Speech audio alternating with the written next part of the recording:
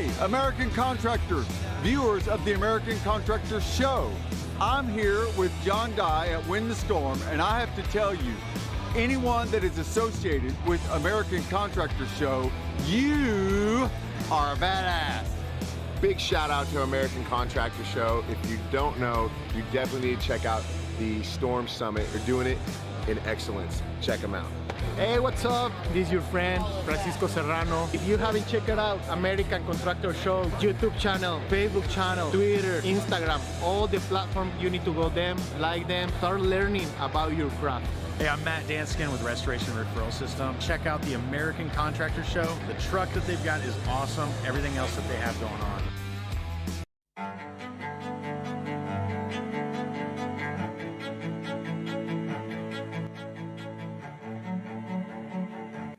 This is Larry Bache with the Northern Law Group, helping policyholders for more than 30 years. If you have a claim or your client has a claim that needs help, please feel free to call the Northern Law Group because we are the true policyholder advocate.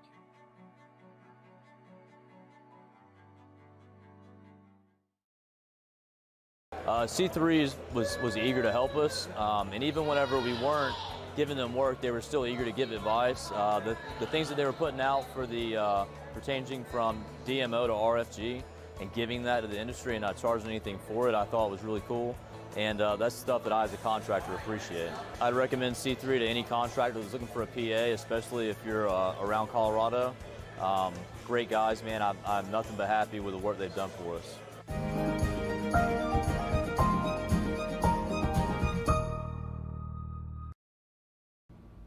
What's up, everybody? I'm meteorologist Andrew Myers, bringing you guys your daily hail forecast, sponsored as always by C3 Group, Merlin Law Group, and American Contractor. You guys can go ahead and check them out in our description to this video. So for today's weather, more risks for the Midwest. All you guys in Wisconsin, Chicago area, Illinois, Iowa, we've got some weather to talk about for you guys into today. And then it's kind of a deja vu risk into tomorrow. The risks are staying up in the Midwest through that area for hail and wind. So again, we'll talk about it. And then as usual, checking in on the tropics, we have a disturbance in the area that is possibly going to be our next named system by the end of today. So we're going to take a look at that. But first, into our upcoming events. So we are currently at the IRE, the International Roofing Expo. That is at the Mandalay Bay Convention Center in Las Vegas. So if you guys are out in Vegas, or if you are already at the IRE, go ahead and come check us out there and say hello. And then if you guys are, again, at the IRE, we're doing a trade show demo today. This is at 2 p.m. Pacific time, so 4 p.m. Central time. So again, if you guys are out at the IRE in Vegas, go ahead and check us out at the Mandalay Bay Convention Center. This is the trade show demo. And then last but not least, we're going to be at the Thunder Road Race for Recovery. Not only are we going to be there, but we're actually hosting this one. This is a charity event where 100% of the proceeds are going to Roofers in Recovery. So really great cause that it's going on for, and we're going to be racing go-karts. And these go fast, guys. This is at the Oklahoma Motorsports Complex in Norman on September 15th. And if you guys want to prove that you are the fastest roofer of them all, go ahead and check us out at the Thunder Road Race for Recovery. You can race in that. You can also sponsor it, and that is provided in our Linktree link in this video as well if you guys are interested in that. Now for yesterday's storm reports, we had quite a bit of activity in a few different places here. So through the Central Plains, through the Northern Plains, as well as through the Chicago area, we had some significant weather going on. So looking into our Northern Plains activity from yesterday, so this is all through North Dakota. We got a couple of wind reports, single tornado report, lots of hail moving through that area, up to 3 inches through our Northern Plains and North Dakota swaths from last night, and then down into Kansas. More wind to go around, some hail here and there, up to 2 inches through that area, all the way through Kansas and the southern part of Nebraska. And then most notably through the Chicagoland area, lots of tornadoes were moving through yesterday. You guys had a very busy night for tornado activity through Chicago. So just north of DeKalb, we had some tornadic activity. We had a swath go through there of heavy winds, as well as a tornado that passed through that area. We had a couple of reports up in the far southern part of Wisconsin yesterday, and then more tornado reports all the way north of Concord and south of DeKalb from yesterday. So again, quite a few tornadoes went through that area. We got a couple of heavy wind reports through that as well. Not so much for hail, but still some significant weather activity from yesterday. Can we keep that trend going today? We'll see. So you guys have asked before, we got warm temperatures, we've got humidity, why aren't we seeing storms? So this is kind of why we're seeing that right now.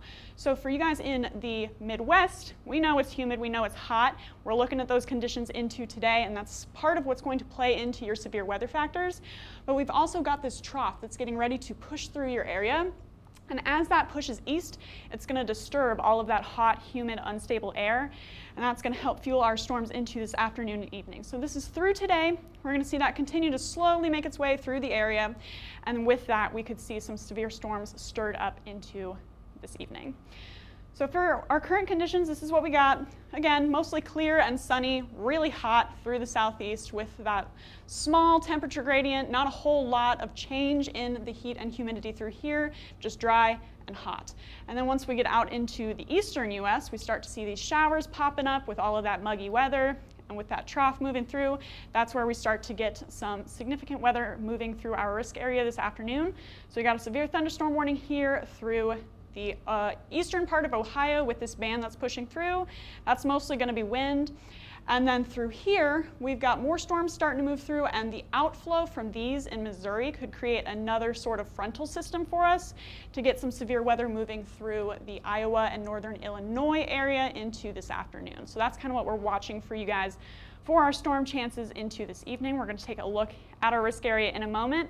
But for current temperatures, we're sitting in the upper 80s and even the 90s, 93 down in Houston, and again, muggy to go around. So typical summer weather, we're looking forward to fall here.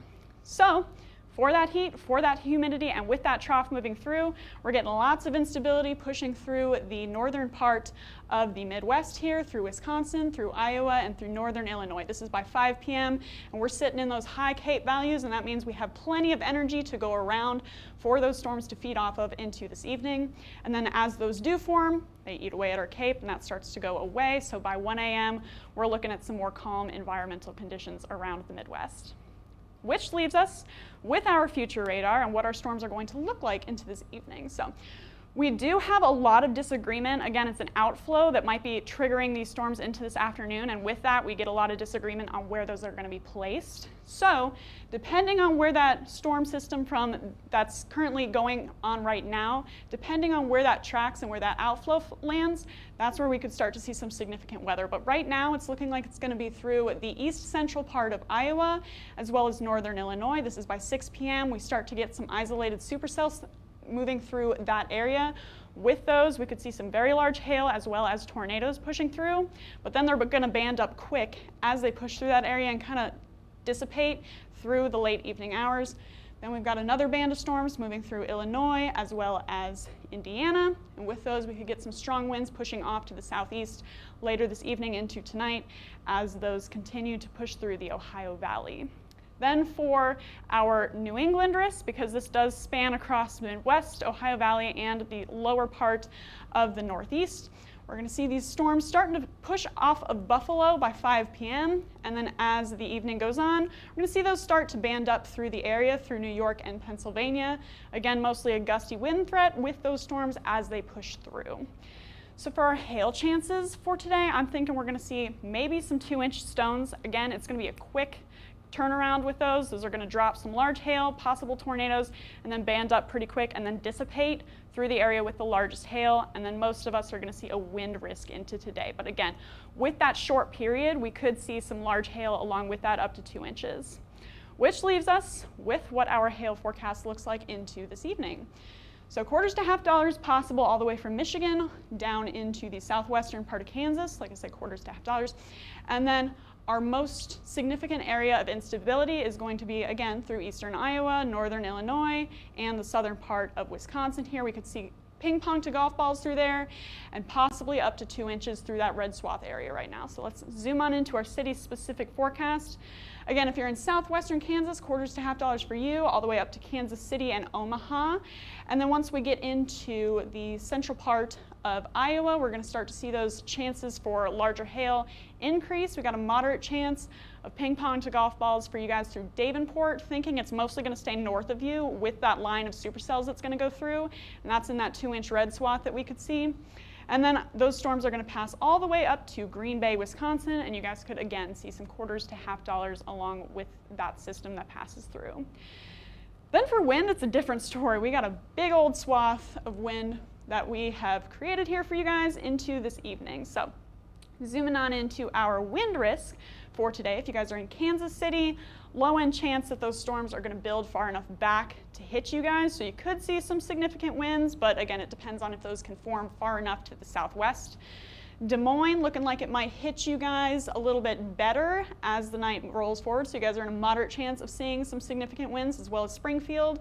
But anywhere in that area, again, with those supercells and with those large hail swaths, that's where we've got that hatched area right now. So if you guys are in Milwaukee, you guys could also see some tornadic activity possible tonight, as well as some strong winds moving through, again, dependent on where that outflow forms later this afternoon. And then moving our way east, Detroit, you are in a moderate chance of seeing some strong winds as those band up and push over you into the late evening and overnight hours, as well as Cincinnati, low end chance, Pittsburgh, low end chance. So that's all we have for you guys into this evening for our severe chances. We want to give you guys a city-specific forecast if you are in Cedar Rapids, because that looks like it's going to be where those supercells are most likely to form right now. So if you guys are in the Cedar Rapids, Iowa area, you are at a moderate chance of seeing hail that is in the severe range. Of that hail, if you do see hail tonight, the chance of it being up to 2 inches is moderate as well, because those storms, again, are going to get going really quickly. So you could see up to 2-inch hail with that.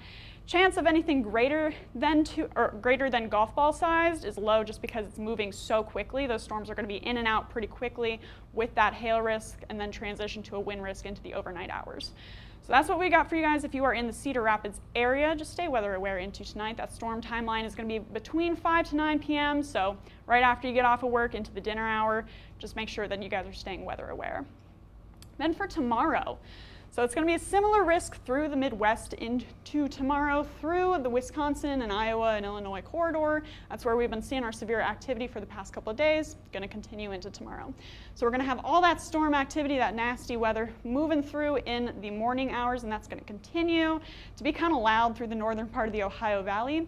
But then by 3 p.m., we're getting a bunch of isolated little storms moving through the southeastern part of Wisconsin.